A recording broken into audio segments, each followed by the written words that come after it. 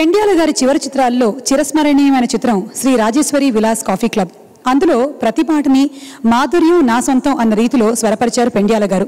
ముఖ్యంగా బాలు గారు పాడినటువంటి దేవులపల్లి గారి రచన గురించి చెప్పుకోవాలి.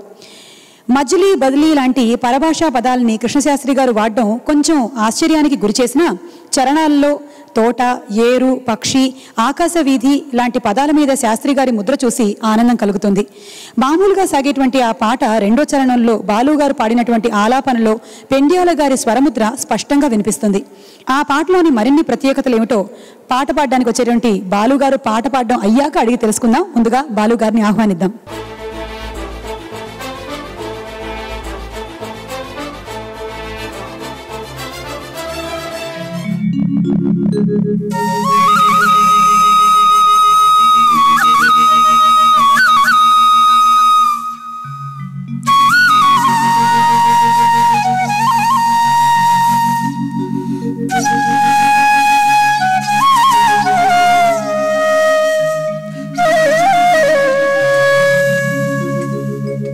నా పేరు బికారి, నా దారి ఎడారి.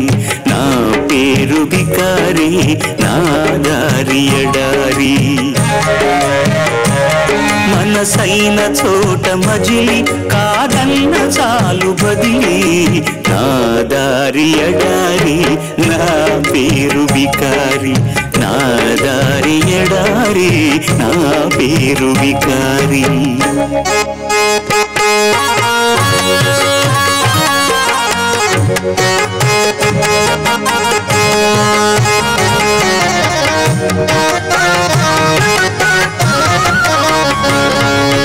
తోటకుతో బుట్టువును, ఏటికి నే బిడ్డను. తోటకుతో బుట్టువును, ఏటికి నే బిడ్డను. పాట నాకు సైదోడు, పక్షి నాకు తోడు. నిసుగురాదు ఖుషి పోదు, వేసటలేనే లేదు. విసుగురాదు ఖుషి పోదు, వేసటలేనే లేదు. అసలు నా మరో పేరు ఆనంద విహారి. నా దారి ఎడారి, నా పేరు బికారి. నా దారి ఎడారి, నా పేరు బికారి.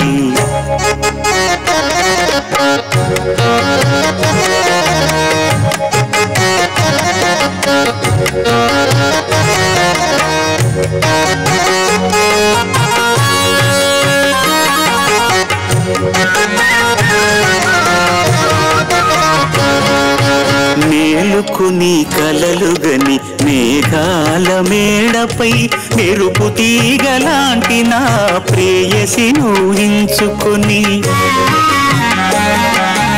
ఇంద్రధనసు పల్లకి ఎక్కి కలుసుకోవాలని.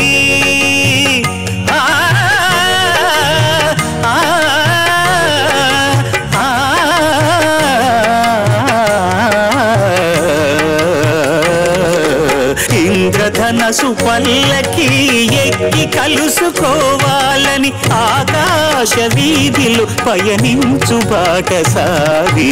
నా దారి ఎడారి, నా పేరు బికారి. నా దారి ఎడారి, నా పేరు బికారి.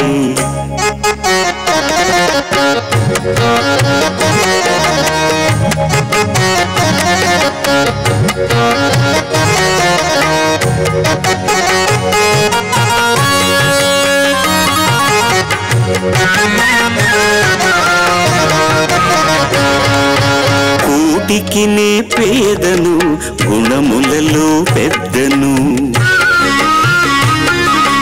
కూటికి నే పేదను, గుణములలో పెద్దను. సంకల్పం నాకు ధనము, సాహసమే నాకు బలం. ఏ నాటికో ఈ గరీబు కాకపోడు నవాబు.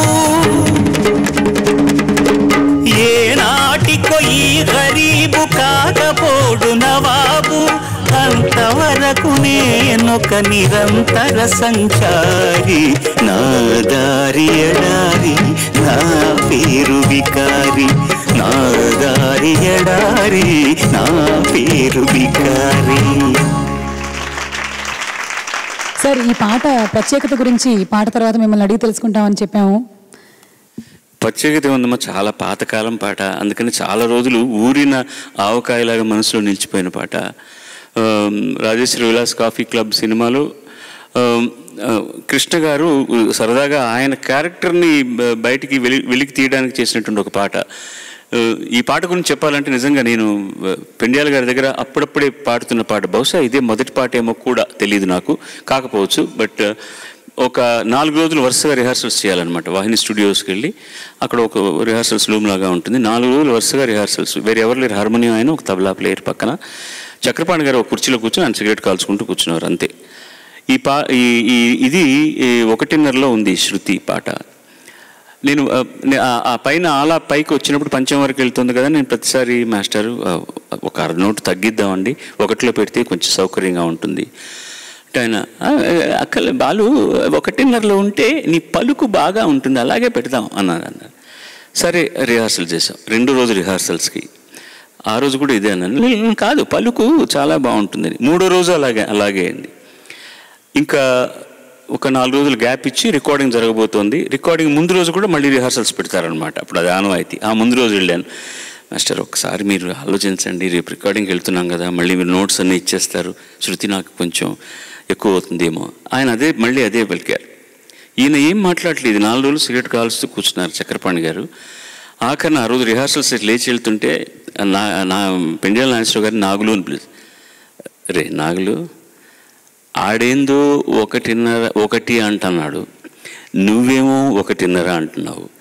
బక్కపీచు ప్రాణం వాడు ఆ పైన పాడి ఈ రిహార్సల్స్ అయ్యాక టేక్ లోపల ఉంటాడో ఓడతాడో కొంచెం చూసుకో నువ్వు అన్నాడు. అంత పైన పాడి వీడు పైకి వెళ్ళిపోతాడు.